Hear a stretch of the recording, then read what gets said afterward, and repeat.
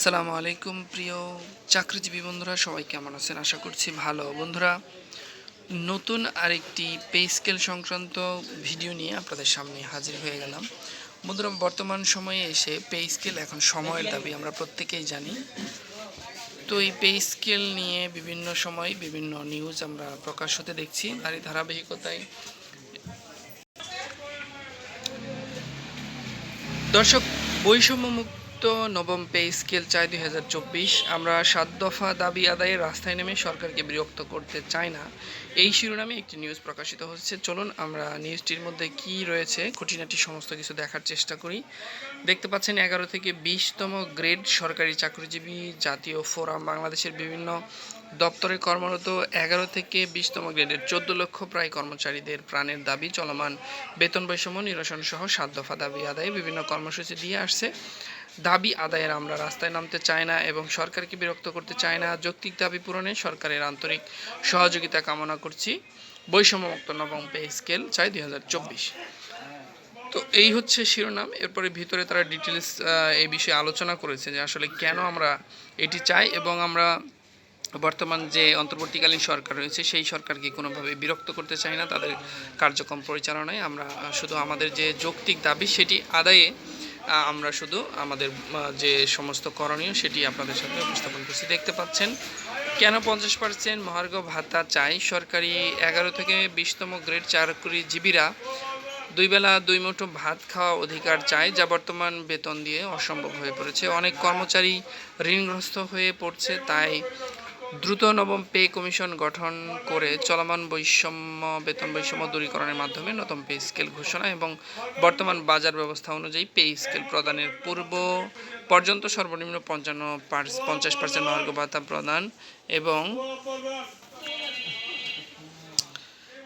নবম pay scale বাস্তবায়ন কমিটিতে 11 থেকে 20তম গ্রেডের সরকারি প্রতিনিধি অন্তর্ভুক্ত করতে হবে। কেন উচ্চতর গ্রেড চায় না?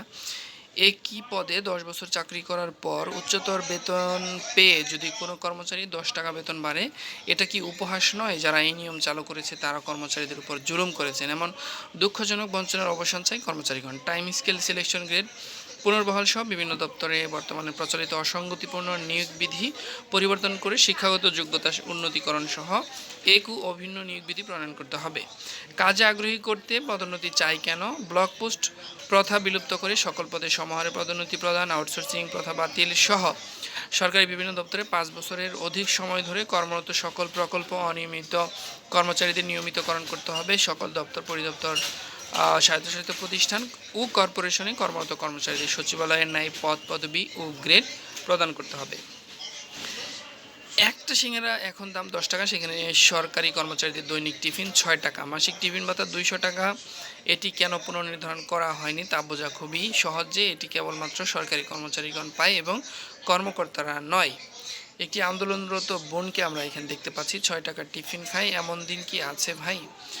সরকারি কর্মচারীর বৈষম্য নিরসনে 2024 11 থেকে 20তম গ্রেডের সরকারি চাকরিজীবীদের সম্মানিত অধিকার আদায় ফোরামের দাবিসমূহ এখানে দেখতে পাচ্ছেন। পে স্কেল গঠনপূর্বক নবম পে স্কেল বাস্তবায়ন করতে হবে। পে স্কেল বাস্তবায়নের পূর্বে অন্তর্বর্তীকালীন কর্মচারীদের জন্য 50% মহার্ঘ ভাতা প্রদান করতে হবে। 1973 সালে বঙ্গবন্ধুর ঘোষণা অনুযায়ী 10ম ধাপে 10 ধাপে বেতন গ্রেড নির্ধারণ সহ পে কমিশনের সরকারি প্রতিনিধি রাখতে হবে। সচিবালয়ের নেই সকল দপ্তর পরিদপ্তরের পদ নাম পরিবর্তন সহ 10ম গ্রেডে উন্নীতকরণ সহ এবং এক অভিন্ন নিয়োগ বিধি প্রণয়ন করতে হবে। টাইম স্কেল সিলেকশন গ্রেড পুনর্বহাল করতে হবে এবং এখানে আনতোষিকের হার 90-এর স্থলে 100% নির্ধারণ করতে হবে। পেনশন গ্র্যাচুইটি 1 টাকার মান 500 টাকা করতে হবে। সরকারি প্রাথমিক বিদ্যালয়ের প্রধান শিক্ষকের আপিল বিভাগের রায় বাস্তবায়ন সহ সহকারী শিক্ষকদের বেতন বিধি 2019-এর ভিত্তিতে 10ম গ্রেডে উন্নীতকরণ ও অধস্তন আদালতের কর্মচারীদের বিচার বিভাগীয়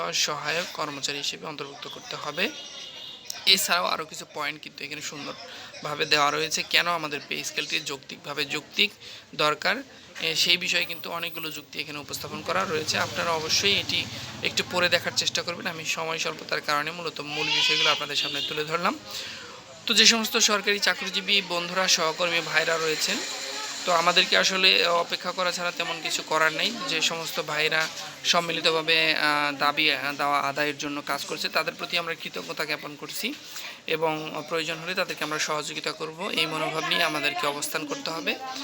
তো পরবর্তী আপডেট আসা পর্যন্ত সবাইকে শুভকামনা জানিয়ে বিদায় নিচ্ছি। আসসালামু আলাইকুম।